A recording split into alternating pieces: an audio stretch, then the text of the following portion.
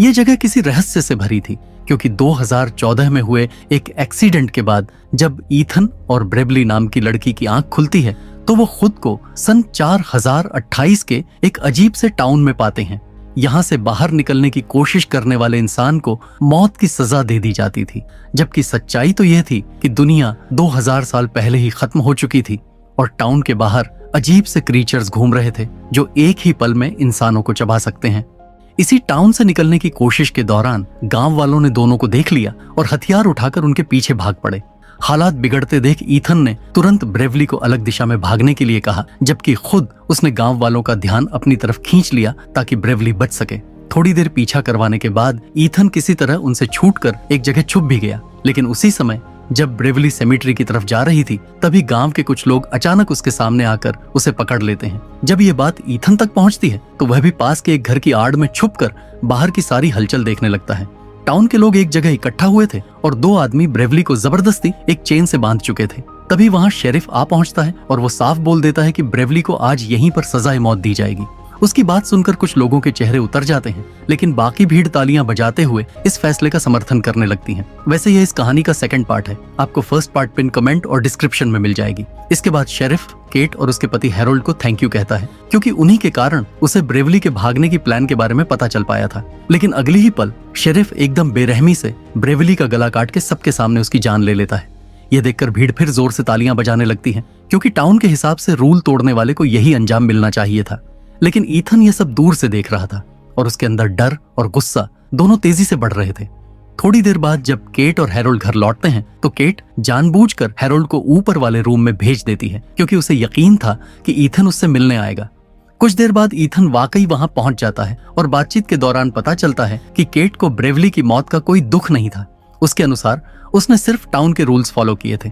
इसी बीच cat Ethan का tracker उसे वापस पकड़ा देती है और बताती है कि उसने सिर्फ ब्रेवली की कंप्लेंट इसलिए की थी ताकि ईथन की जान बच सके। वह ईथन को समझाती है कि टाउन छोड़ने का कोई रास्ता नहीं है, इसलिए उसे यहीं रहकर नई जिंदगी शुरू कर देनी चाहिए। लेकिन ईथन उसकी बात मानने वाला नहीं था। अगले दिन ईथन वापस उसी कैबिन पर जाता है जहां उसे पहले अपने साथी की लाश मिली थी। अब वहीं पर रस्सी से ब्रेवली की डेड बॉडी भी टंगी हुई थी। ये देखकर उसका दिल टूट जाता है और गांव वालों के प्रति उसका गुस्सा और भी बढ़ जाता है। अभी के लिए वह ब्रेवली की बॉडी को नीचे उतारकर एक कपड़े से ढक देता है और वहां से वापस टाउन की तरफ लौट आता है। टाउन पहुंचने पर उसकी नजर एक फूड सप्लाई ट्रक पर पड़ती है। वह सोचता है कि यह ट्रक टाउन के बाहर से आता होगा, इसलिए मौका मिलते ही वह चोरी छिपे ट्रक के अंदर छुप जाता है। कुछ घंटों बाद ट्रक एक अजीब सी जगह पर जाकर रुकता है। जगह बिल्कुल वेयरहाउस जैसी थी, जहां चारों तरफ एडवांस्ड पॉड्स बने हुए थे। ईथन इसे देखकर हैरान रह जाता है, क्योंकि उसे इनमें से कुछ भी समझ नहीं आता। फिर भी वह गार्ड्स की नजरों से बचते हुए धीरे धीरे हर कोने को एक्सप्लोर करना शुरू करता है। आखिरकार वह उस एरिया में पहुंचता है जहां कई एक्सीडेंटल कार्स खड़ी थीं।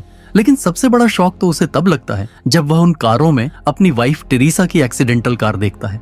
कार के अंदर झांकने पर उसे टेरेसा का सामान भी मिलता है। ईथन कुछ सोच ही रहा था कि तभी एक आदमी उस पर हमला कर देता है। ईथन घबराकर बाहर निकलता है और तभी उसे पता चलता है कि उस पर अटैक करने वाला कोई और नहीं बल्कि वही शेरिफ था। ईथन पूरी कोशिश करता है कि वह उससे लड़कर खुद को बचा ले, लेकिन आखिर में शेरिफ उसे काबू में करके बेहोश कर देता है। कुछ समय बाद जब ईथन की आंख खुलती है तो वह खुद को फिर से हॉस्पिटल के एक रूम में पाता है। बेचारे ईथन के साथ बार बार मोए मोए हो रहा था। वह बेचारा हर बार हॉस्पिटल में ही पहुंच जाता है। वहां उसकी नजर डॉक्टर पैम पर पड़ती है और पैम उसे बताती है कि उसकी वाइफ टेरेसा और उसका बेटा बेन दोनों को उसी हाउस में शिफ्ट कर दिया गया है जहां पहले ब्रेवली रहा करती थी। यह सुनकर ईथन को यकीन ही नहीं होता, लेकिन क्यूरियोसिटी के चलते वह खुद जाकर चेक करता है। जब वह ब्रेवली के घर पहुंचता है तो शॉक में आ जाता है, क्योंकि टेरेसा और बेन सच में वहीं मौजूद थे। दोनों को इतने समय बाद देखकर ईथन की खुशी का ठिकाना नहीं रहता, लेकिन फिर वह पूछता है कि आखिर वे लोग इस टाउन में पहुंचे कैसे। तब टेरेसा उसे पूरी बात बताना शुरू करती है। उसके अनुसार ईथन के एक्सीडेंट के बाद उनकी कार तो मिल गई थी, लेकिन ईथन खुद कई दिनों तक कहीं नहीं मिला। कई बार खोजने के बाद भी उसका कोई निशान नहीं मिला, जिसके बाद टेरेसा और बेन ने उसे खुद ढूंढना शुरू किया। बेन को तो उस दौरान ये शक तक होने लगा था कि ईथन शायद केट के साथ भाग गया है, क्योंकि बेन और टेरेसा को ईथन और केट के अफेयर के बारे में पहले से पता था। लेकिन इसके बावजूद टेरेसा ने रिलेशन को बचाए रखने और बेन के फ्यूचर को खराब होने से रोकने के लिए सिर्फ ईथन को ढूंढने पर ध्यान दिया। इन बातों से ईथन थोड़ा परेशान हो जाता है, लेकिन टेरेसा आगे बताती है कि जब उसे लगा कि ईथन शायद किसी बड़ी मुसीबत में है तो वह एक दिन ईथन की सीक्रेट सर्विस ऑर्गेनाइजेशन के ऑफिस में चली गई। वहां कंप्यूटर रिकॉर्ड्स चेक करते हुए उसे पता चला कि आखिरी बार ईथन को वेवार्ड पाइन्स की तरफ जाते हुए ट्रैक किया गया था। इसलिए बाद में टेरेसा और बेन खुद उसी दिशा में निकल पड़े। लेकिन रास्ते में उनकी मुलाकात एक पुलिस वाले से हुई जो असल में इसी टाउन का शेरिफ था। उसने उनसे बातों बातों में उनकी कार के पेट्रोल पाइप को काट दिया। इसी वजह से आगे जाकर उनका एक भयानक एक्सीडेंट हुआ और जब दोनों की आंख खुली तो वे इस टाउन के भीतर थे। इसके बाद एक रियल एस्टेट एजेंट आया जिसने उन्हें यह हाउस दिखाया और बोला कि अब से उन्हें हमेशा यहीं रहना होगा। उसी समय वही रियल एस्टेट वाला आदमी अंदर आता है और ईथन से कहता है कि क्योंकि ब्रेवली अब नहीं है इसलिए वे लोग चाहें तो हमेशा उसके घर में रह सकते हैं। लेकिन साथ ही वह ये भी बताता है कि घर में एक एडवांस्ड सर्वेलेंस सिस्टम लगाया गया है क्योंकि ईथन पहले कई बार टाउन से भागने की कोशिश कर चुका था। यह सुनकर ईथन और ज्यादा परेशान हो जाता है। उसे महसूस होता है कि वह खुद तो इतने समय से कैद की तरह जी रहा था, लेकिन अब उसकी फैमिली को भी यहाँ फंसा दिया गया है। इसलिए वह टेरेसा को सख्त वार्निंग देता है कि वह टाउन के लोगों से ज्यादा बातचीत न करे और बाहर घूमना बिल्कुल बंद कर दे। ईथन अब किसी भी हाल में अपनी फैमिली को खतरे में नहीं डालना चाहता था। इसके बाद वह तुरंत पुलिस स्टेशन की तरफ जाता है जहाँ शेरिफ और डॉक्टर पैम पहले से मौजूद थे। बात करते करते उसे असली वजह पता चलती है। टाउन वालों ने उसकी फैमिली को सिर्फ इसलिए यहाँ लाया है ताकि ईथन भागने के बारे में सोचना भी छोड़ दे और यही जिंदगी बिताने के लिए मजबूर हो जाए। लेकिन यह सुनकर ईथन और शेरिफ के बीच एक तीखी बहस शुरू हो जाती है। तभी अचानक फोन बजता है और दूसरी तरफ से कोई व्यक्ति उसे शांत रहने का आदेश देता है। कॉल पर मिल रही इस चेतावनी को शेरिफ बिना सवाल किए मान लेता है। ये देखकर ईथन को साफ समझ आ जाता है कि शेरिफ तो सिर्फ एक पपेट है, इस टाउन को असल में कोई और ही कंट्रोल कर रहा है। इस बात को समझकर ईथन वहां से चुपचाप निकल जाता है। रास्ते में उसकी मुलाकात उसी साइकाट्रिस्ट से हो जाती है जो उसकी ब्रेन सर्जरी करने वाला था। वह उसे बताता है कि इस टाउन में सिर्फ ईथन ही ऐसा इंसान है जिसकी असली फैमिली उसके बाहर वाली असल जिंदगी से जुड़ी हुई है। बाकी हर कोई यहाँ अकेला है। इसलिए वह ईथन को लकी कहते हुए सलाह देता है कि वह इसी टाउन में एडजस्ट होकर खुशी से रहना शुरू कर दे। लेकिन ईथन उसकी बातें अनसुनी कर देता है और वहां से आगे बढ़ जाता है। इस बार वह टाउन से बाहर जंगल में जाता है जहां माइक कैमरास नहीं लगे थे। वहां उसकी मुलाकात केट से होती है। ईथन के बार बार पूछने पर केट आखिरकार सच बताती है। उसे खुद नहीं पता कि इस टाउन में वास्तव में क्या हो रहा है। उसने भी कई बार यहाँ से भागने की कोशिश की लेकिन हर बार असफल रही। आखिर में उसे मजबूरी में यह मानना पड़ा कि एस्केप करना नामुमकिन है। इसी वजह से वह टाउन के रूल्स फॉलो करते हुए चुपचाप यहाँ रहने लगी। यह सुनकर ईथन पूरी तरह हताश हो जाता है और भारी मन से घर लौट आता है। लेकिन घर के अंदर आते ही उसे शॉक लगता है क्योंकि टेरेसा और बेन दोनों गायब थे और टेबल पर टेरेसा ने अपनी वेडिंग रिंग छोड़ दी थी। असल में जब ईथन केट से मिलने के लिए फॉरेस्ट में गया था तब बेन ने उसका पीछा किया था। उसने ईथन को केट के साथ देख लिया और तुरंत वापस जाकर यह बात टेरेसा को बता दिया। यह सुनते ही टेरेसा का दिल टूट गया। वह पहले ही ईथन के अफेयर के बारे में सच जानती थी लेकिन फिर भी उसे नहीं छोड़ा था। वह उसे ढूंढते हुए यहाँ तक पहुंची केवल इसलिए कि उनके बेटे बेन की जिंदगी खराब न हो। लेकिन अब उसे लगा कि ईथन उसकी परवाह नहीं करता। इसी गुस्से में वह आइसोलेशन वॉल की तरफ चल पड़ती है ताकि टाउन छोड़कर कहीं भी चली जाए। अब कहानी और भी इंटरेस्टिंग होने वाली है क्योंकि टेरेसा जैसे ही आइसोलेशन वॉल के पास पहुंचती है शेरिफ अपनी कार लेकर वहां आ जाता है। वह पहले से ही ईथन की हरकतों से बेहद इरिटेटेड था और अब उसने ईथन की फैमिली को मारने का फैसला कर लिया था। वह टेरेसा और बेन दोनों को खत्म करने ही वाला था कि तभी ईथन वहां पहुंच जाता है। वह तेज रफ्तार से शेरिफ को टक्कर मारता है और फिर उतरकर सीधे उसे गोली मार देता है। शेरिफ की बॉडी के पास से ईथन को आइसोलेशन वॉल का रिमोट मिल जाता है। जैसे ही वह गेट को खोलता है बाहर की अंधेरी तरफ से एक भयानक शैडो तेजी से आती है और पल भर में शेरिफ की डेड बॉडी को खींचकर बाहर ले जाती है। ये दृश्य देखकर टेरेसा और बेन बुरी तरह डर जाते हैं। घबराकर ईथन तुरंत गेट बंद कर देता है। बाहर क्या था, किसने बॉडी खींची, वह सोचने की भी हिम्मत नहीं करता और फैमिली को लेकर तुरंत घर लौट आता है। घर पहुंचकर वह टेरेसा को वो सारी बातें बताता है जो उसने टाउन में आने के बाद से देखी और झेली थी। ये सब सुनकर टेरेसा पूरी तरह शॉक में आ जाती है। अब इसके बाद ईथन टेरेसा को और बेन को कुछ दिनों तक बिल्कुल टाउन के रूल्स के हिसाब से रहने के लिए कहता है ताकि इस बीच वह खुद बाहर निकलने का कोई रास्ता ढूंढ सके। इसलिए अगले ही दिन वह सीधे पुलिस स्टेशन में जाता है ताकि अंदर घुसकर कुछ गन्स चुरा सके। लेकिन तभी अचानक मेयर अपनी सेक्रेटरी के साथ वहां पहुंच जाता है। उनके हाथ में एक केक भी था जिस पर ईथन का नाम लिखा हुआ था क्योंकि उनकी नजर में अब ईथन को इस टाउन का नया शेरिफ बना दिया गया था। यह सुनकर ईथन के तो होश ही उड़ गए थे। वह इस काम के लिए मना भी करने वाला था लेकिन तभी उसे एक बात समझ में आई। शेरिफ बनने के बाद उसके लिए टाउन के अंदर छिपे सीक्रेट्स जानना और बाहर निकलने का रास्ता ढूंढना बहुत आसान हो जाएगा। इसी वजह से उसने मजबूरी में इस जॉब को एक्सेप्ट कर लिया। मेयर के वहां से जाते ही ईथन ने पुलिस स्टेशन में जांच पड़ताल शुरू कर दी। वह पुराने रेजिडेंट्स के डेटा को पढ़ ही रहा था कि तभी पैम वहां उस रियल एस्टेट एजेंट को लेकर आ जाती है जिसे टाउन वालों ने बुरी तरह पीटा था। पैम के हिसाब से उसे तुरंत डेथ सेंटेंस दे देनी चाहिए क्योंकि उसने टाउन के रूल्स को वायोलेट किया था, लेकिन ईथन उसे रोक देता है और पैम को साफ बोलता है कि अब वह शेरिफ है, इसलिए किसे सजा देनी है और किसे नहीं, यह फैसला वही करेगा। पैम उसके बात को मानकर चली जाती है। अब ईथन उस एजेंट से बातचीत शुरू करता है और उसे पता चलता है कि उस बेचारे को यह तक याद नहीं था कि उससे इस टाउन में आए हुए कितना समय बीत चुका है। बस एक ही बात उसे याद थी, अपनी फैमिली। वह किसी भी कीमत पर अपनी फैमिली के पास लौटना चाहता था। ईथन भी सोच रहा था कि कैसे वह इस आदमी की जान बचाए, लेकिन तभी अचानक एक कॉल आता है। टाउन का रूल यही था कि कॉल उठाकर उसके कहे अनुसार काम करना पड़ता है। कॉल में उसे साफ आदेश दिया गया था कि किसी भी हालत में उसे उस एजेंट को मारना ही पड़ेगा। एजेंट भी ईथन की मजबूरी समझ चुका था, मगर ईथन उसे मारने के लिए तैयार नहीं था। अब उसने तय कर लिया था कि चाहे कुछ भी हो, वह टाउन वालों की इस बेरहम सोच के खिलाफ जाएगा। उधर टाउन वाले ईथन की फैमिली के साथ काफी अच्छा बर्ताव कर रहे थे और टेरेसा ने भी बेन का एडमिशन वहां के स्कूल में करवा दिया था। ईथन के शेरिफ बनने की खुशी में उसी रात उसके घर एक पार्टी ऑर्गेनाइज की गई। पार्टी में पैम ने सबके सामने आश्वासन दिया कि अब जब तक ईथन शेरिफ है, टाउन में रूल तोड़ने वाले हर इंसान को कड़ी सजा मिलेगी।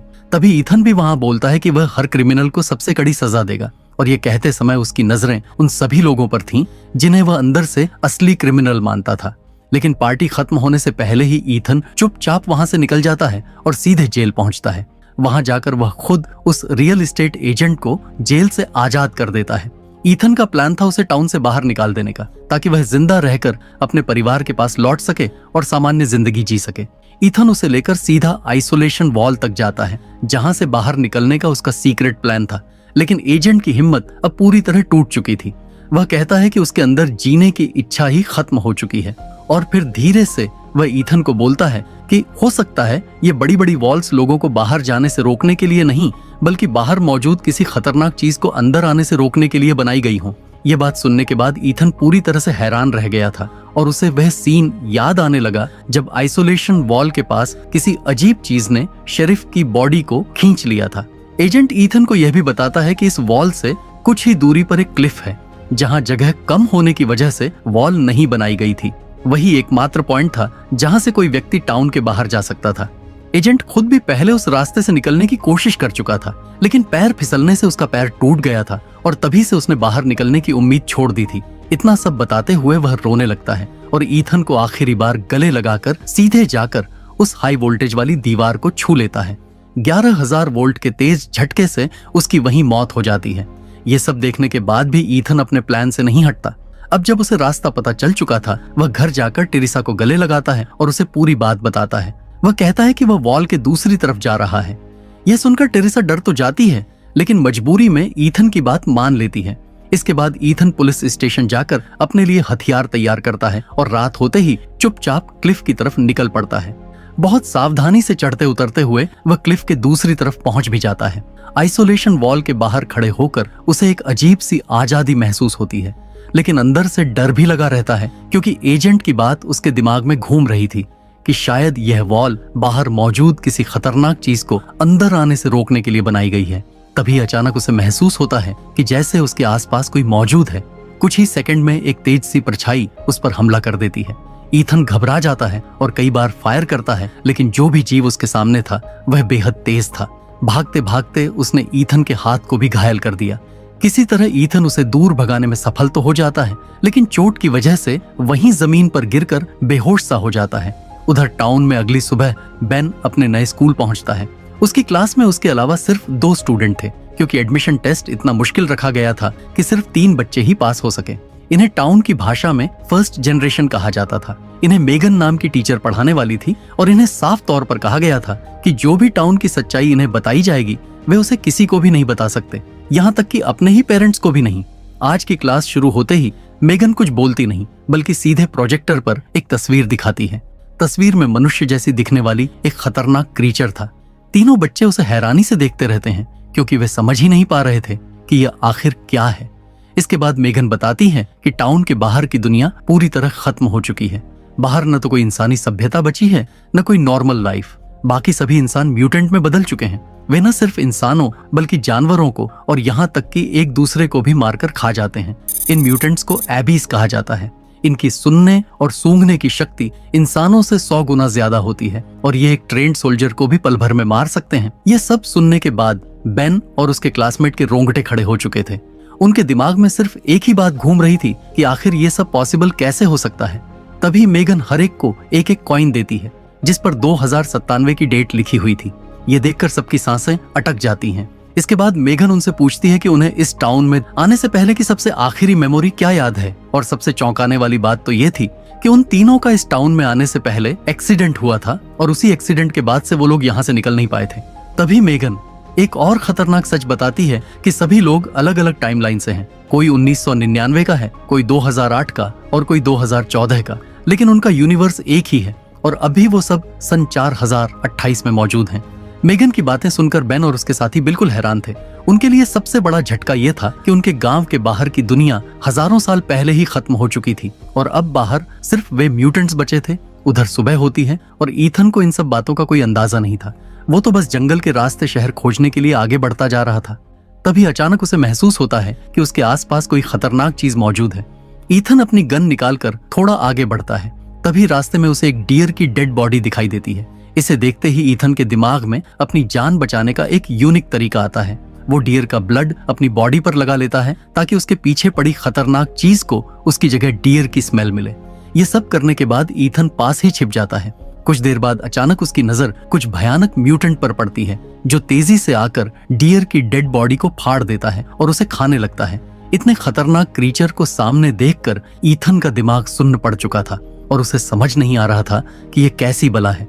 अब जानना यह था कि क्या ईथन म्यूटेंट से बच पाएगा, क्या बच्चे इतने बड़े सच को मान पाएंगे और सन 2000 से 4028 तक वो लोग आखिर जिंदा कैसे हैं। जानने के लिए लाइक और सब्सक्राइब जरूर करें और अगर नेक्स्ट पार्ट के लिए 50 लोग भी कमेंट करते हैं तो मैं पार्ट 3 जरूर लाऊंगा। मिलते हैं अगले वीडियो में।